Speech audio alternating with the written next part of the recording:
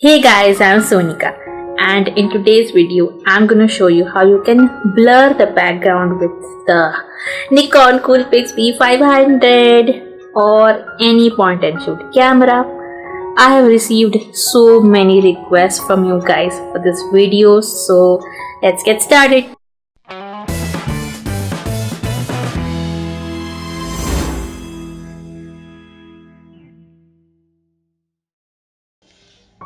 Please subscribe to my channel and turn on the bell icon to get notified whenever I am on YouTube. Thank you. Let's dive into the camera settings. Autofocus area mode, I will set this as center. Autofocus mode, pre-autofocus.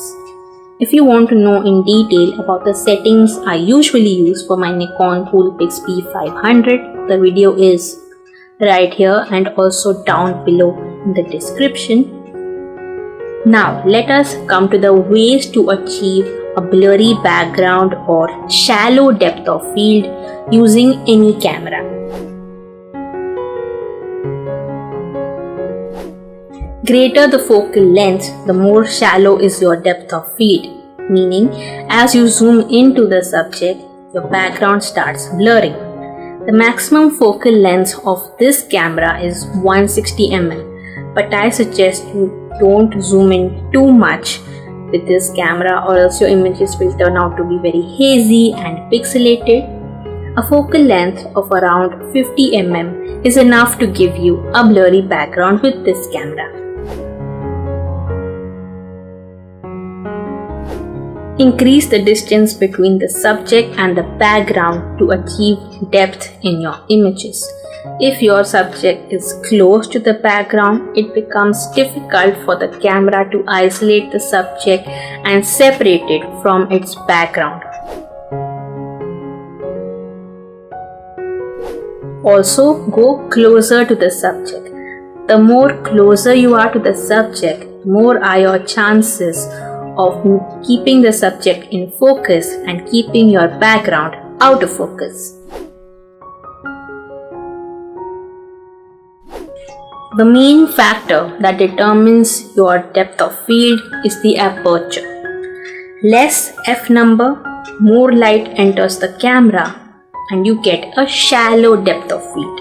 High f number, less light enters the camera and you get a deep depth of field.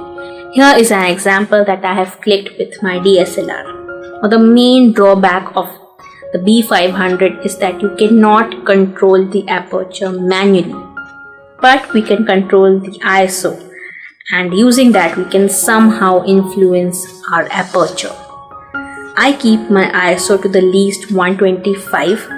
Less ISO means less brightness, so the camera will open up the aperture and more light will enter the camera, so I can get a blurry background. But along with the aperture, my shutter speed also reduces, sometimes so much that I get super shaky images. Turn up the camera's flash and voila!